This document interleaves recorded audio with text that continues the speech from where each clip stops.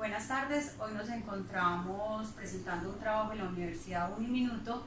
El tema del que vamos a tratar hoy es sobre las escuelas del conductismo y me encuentro con el psicólogo Andrés Alvarado. Hola, ¿qué tal? ¿Cómo están? Bien, gracias. Mucho gusto, mi nombre es Andrés Alvarado, soy psicólogo egresado de la Universidad de Antioquia. Actualmente me desempeño con una aseguradora llamada Protecciones, haciendo unas valoraciones a la parte del ejército. Andrés, ¿qué crees tú que es el conductismo? Bueno, el conductismo es una de las escuelas, de los enfoques de la psicología, ¿cierto? Cuando digo que es uno de los enfoques, debemos de recordar que existen muchas escuelas o varias escuelas de la psicología. Entre ellos tenemos la psicología dinámica, humanista, estáltica, y una de las más famosas es lo cognitivo-conductual, que se deriva de la escuela conductual, ¿cierto? Es una escuela que consiste básicamente en tratar de interpretar el comportamiento del hombre a partir de los fenómenos que lo rodean, de cómo el contexto y los fenómenos en los cuales la persona está implícita todo el tiempo moldean la conducta. Eso es el conductismo. ¿Qué sabes tú de las características del conductismo? Bueno, yo creo que a resaltar lo principal es el hecho de que el conductismo elimina de todo el campo de la psicología las patologías. El comportamiento patológico o las patologías desde la escuela conductista se elimina. ¿Por qué? Porque el conductismo cree que el comportamiento de las personas es moldeado por el contexto. Por ende, dentro de la persona no va a haber comportamiento patológico, sino que va a ser el comportamiento resultante de todos los estímulos que lo rodeen, ¿cierto? Además de eso, el conductismo también elimina otras instancias psíquicas, por así decirlo, más desde una escuela dinámica, como sería, por ejemplo, la mente, el inconsciente, el preconsciente. Ellos creen que solamente hay algo que es conducta, que se moldea a través de los estímulos del entorno. Otra de las características es que, por ejemplo, utilizan un método de observación y un método de una observación participativa y más bien una observación inductiva. ¿Qué consiste esto? En que la persona, a medida que va atravesando las experiencias, va relatando qué siente, qué piensa, qué le genera. Y ya el investigador, el psicólogo, desde una mirada más externa, va observando la manera en cómo la persona se comporta frente a ese tipo de estímulos y si es acorde a lo que él siente y él piensa. Además de eso, otras características es que utilizan términos como, por ejemplo, estímulos positivos, negativos, refuerzos, castigos, que son precisamente para moldear la conducta de las personas. Andrés, ¿cuál crees tú que es el objeto de estudio del conductismo? Bueno, al igual que todas las otras escuelas de la psicología, el objeto de estudio del conductismo es precisamente el ser humano, pero a través de la conducta. Cada una de las escuelas tiene un punto de vista o tiene un lugar de donde mira y se encarga de tratar de resolver, entre comillas, o de ayudar a las personas, ¿cierto? Entonces, por ejemplo, los dinámicos más desde el inconsciente, consciente, preconsciente, los humanistas más desde la parte no enferma de la persona, pero el conductista trata de interpretar la conducta, es por medio de los estímulos que se generan en el entorno, en la realidad que viven las personas. Entonces, por ejemplo, el conductismo ha sido muy allegado a la parte de la psiquiatría, por el mero hecho de que el conductismo ha creado la manera de poder cuantificar, de poder medir y de poder por medio de números y estadísticas interpretar o hacer apreciaciones acerca de la conducta, ¿cierto? Entonces eso les ha permitido a ellos medir cuáles han sido los estímulos y en qué cantidad aparecen en la vida de las personas con patologías como, por ejemplo, obsesivos compulsivos, aunque ellos no lo determinan así, ellos no creen en la enfermedad, ellos solamente están midiendo cuáles fueron los estímulos que se presentaron en la infancia, en la adolescencia, en la juventud de esa persona que le permitió generar cierto tipo de reacciones ante cierto tipo de estímulos. Bueno, Andrés, cuéntanos cuál es el fin del conductismo. Bueno, como respondí anteriormente, el principal objeto de estudio del conductismo es la conducta. Entonces, para mí el fin del conductismo sería poder alcanzar a medir cuantitativa y cualitativamente cada uno de los fenómenos que suceden en la vida de las personas que moldean la conducta, que moldean la manera como esa persona responde ante los sucesos del entorno. Ese sería para mí el principal fin del conductismo. ¿Cuál es el método del conductismo? El conductismo manejaba dos grandes métodos, ¿cierto? El primer método era un método de introspección, era que el sujeto estuviera pendiente de cuáles eran sus reacciones físicas, mentales. Cuando me refiero a mentales eran pensamientos recurrentes, ideas recurrentes, si sudaba, si le temblaban las manos, si se ponía muy nervioso, si se le olvidaba información. Era un método introspectivo que él tenía que ir observando cómo reaccionaba ante las cosas que le fueran sucediendo en el día a día. Y además era un método de observación por parte del investigador. Entonces, por ejemplo, un investigador conductual exponía a los pacientes a los estímulos que les molestaban. Entonces, si a cierto tipo de paciente, de persona, de cliente, le molestaba, por ejemplo, el hecho de tener que responder ante una figura de autoridad, él constantemente le estaba exponiendo a una figura de autoridad y iba observando lo que sucedía en él, la conducta visible, todas esas reacciones biológicas y físicas que se observan desde afuera.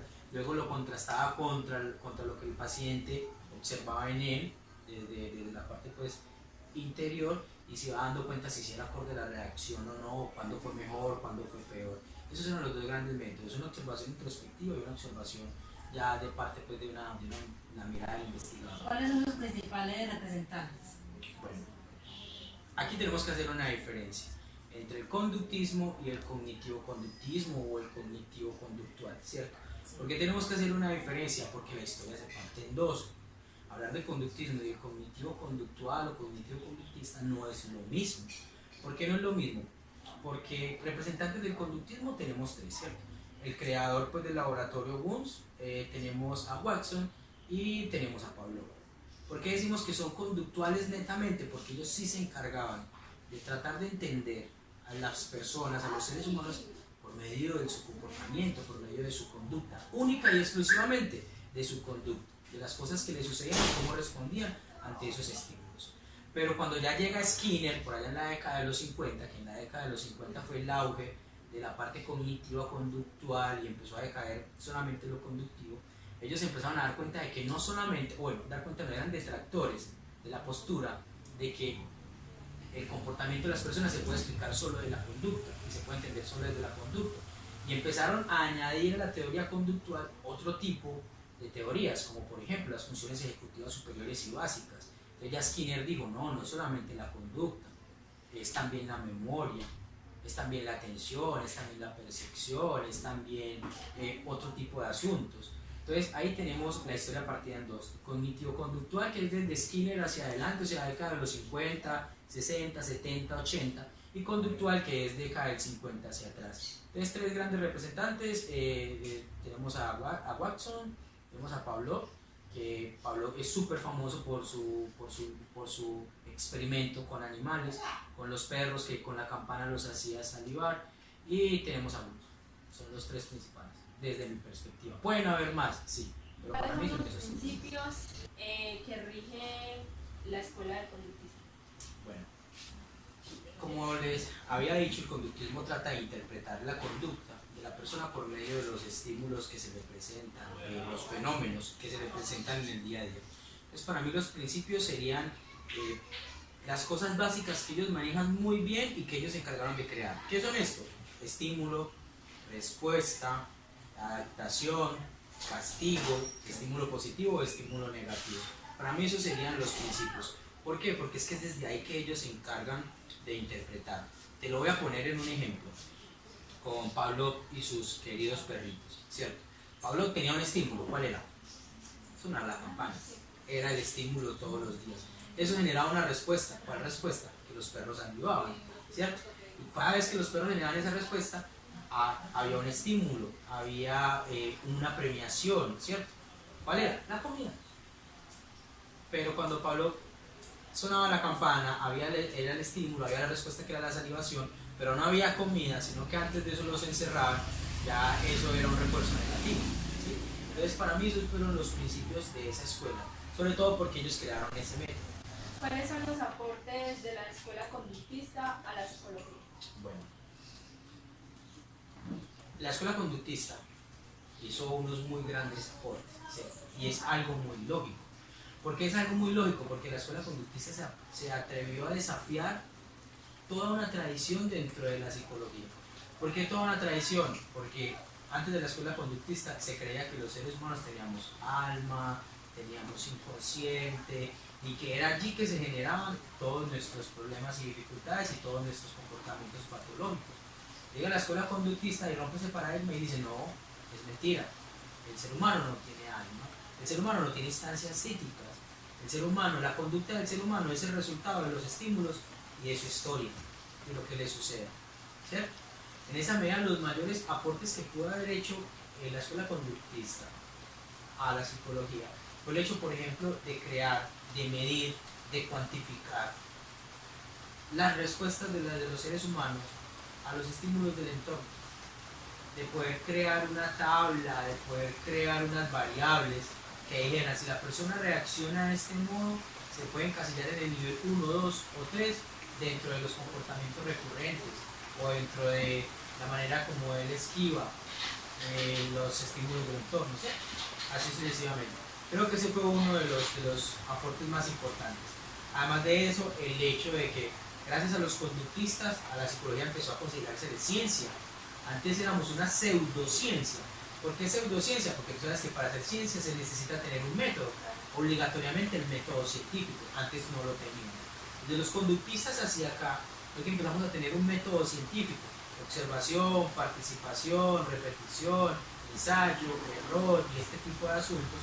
Y a partir de ello se nos empieza a considerar ciencia, a partir del laboratorio, a partir de todos sus experimentos.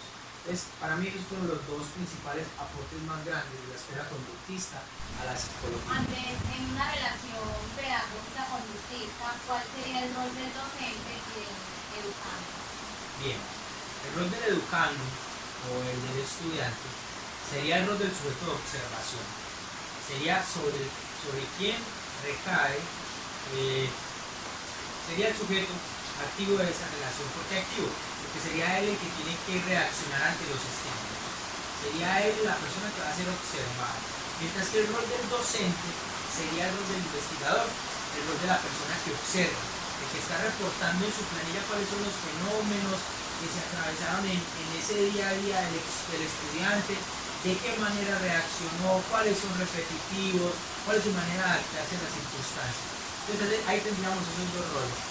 El rol del docente, que sería un rol muy participativo e investigador, y el rol del estudiante, que sería un rol también participativo, pero llamémoslo pasivo para no nombrarlo de la misma manera, y sería el estudiante sobre cuál recae la observación del docente.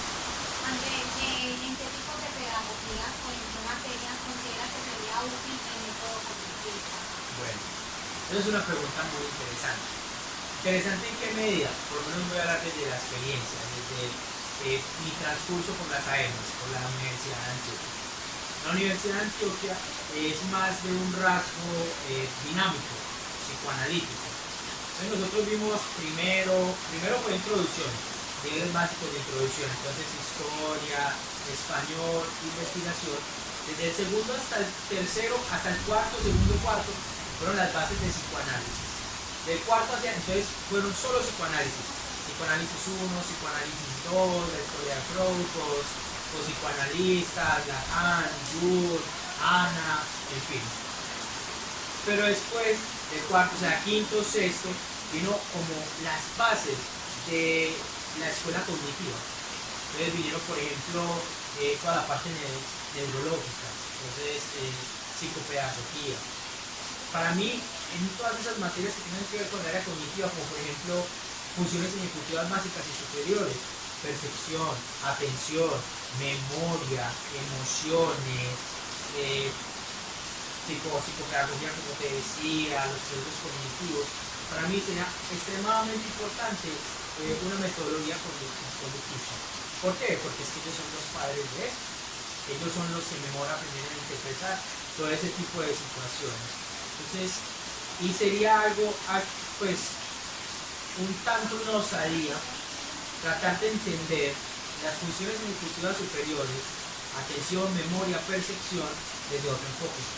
Andrés, la psicopedagogía vendría siendo ¿cuál sería su función en la conductista? La psicopedagogía, bueno, desmembremos la palabra, ¿cierto? Entonces, psicopedagogía, la psicología y la pedagogía juntas, ¿cuáles serían su aporte en lo conductual, o lo conductual que aportaría la psicopedagogía. La psicopedagogía en lo conductual.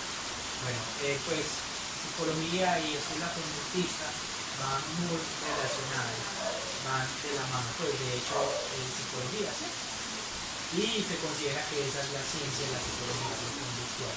Entonces, tu pregunta me da mucho gusto. ¿Me podrías decir qué experimentos pudo llevar a cabo la escuela conductista? Bien. A la escuela conductista se le atribuyen grandes experimentos que dieron con grandes respuestas. Y la más grande respuesta fue el hecho de que la conducta humana es moldeable, ¿cierto? Ahora hablaba con una de tus compañeras acerca de un experimento que fue el experimento de Pavlov. Con el experimento de Pavlov se descubrió el condicionamiento clásico, el refuerzo positivo, el refuerzo negativo. Pero además de ese experimento de Pavlov, hay otro experimento, o hay otros muy famosos, como por ejemplo el de Watson. El de Watson consistía en crear una fobia en un niño de 9 meses por medio de grandes sonidos con peluches en forma de ratones. ¿Eso qué hizo? Que el niño desarrollara una fobia tremenda, una fobia patológica a los ratones, ¿cierto? Otro gran experimento fue el de Skinner, por ejemplo, que Skinner entrenó palomas para que llevaran bombas dentro de sobres. Y todos esos experimentos, el de la cárcel y otros infinitos experimentos, se le atribuyen a la escuela conductista. ¿Qué buscaban con esos experimentos? Primero, demostrar que la conducta del ser humano es moldeable. Segundo, de que los trastornos patológicos, las enfermedades no existen, sino que son el resultado de los estímulos del entorno al cual la persona está todo el tiempo expuesta. Y tercero, seguir dándole a la psicología el molde de ciencia, que ya no se considera una pseudociencia, sino que se ganara el prestigio de ser una ciencia.